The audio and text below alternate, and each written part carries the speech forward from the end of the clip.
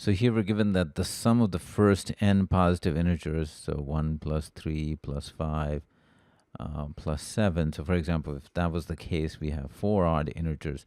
This will be 4 square. So you have to be careful. It's not 1 through n.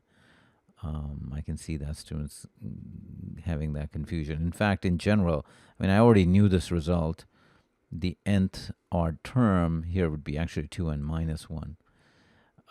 So that's what it is. But of course, they're asking you to find the sum from 25 to 79. Now, the easiest way is actually to not use the information they've given you and directly approach how to do sum of arithmetic sequences. And I'll go over that first, and then I'll go over how they actually want you to do this. I mean, at least how this question was originally designed. So here you'll see the common differences too. So number of terms is last minus first over the spacing or the distance plus 1. So I go over these in my concept videos, so please refer to those. This would be 54 over 2 plus 1, so that's 28. And then the average and the median would both be equal to the average of the first and last term. So 25 plus 79 over 2, which is 104 over 2, which is 52. So the sum is the average times the number of terms. So this is the answer we expect. Now, obviously, they have the answers in this square form, and that's because they want you to use that information. But if you look at it, you can use the difference of squares identity.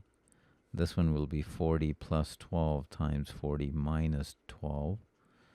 And that would be 52 over times 28. So you might have to play a little bit with the answer choices because they want you to use the form in which they've listed the answers. So the answer is C. Now let's get back to, in terms of how they want you to approach this, is that 1 plus 3 plus 5 all the way to 79, we can compute with this, but you have to realize that this term is 2n minus 1, and that really comes from observing that first term is 1, then 3, and you'll see it's 2 times 2 minus 1. This is 2 times 1 minus 1.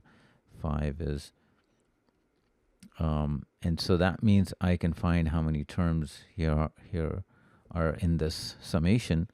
2n is 80, n is 40, which means that this summation is 40 square.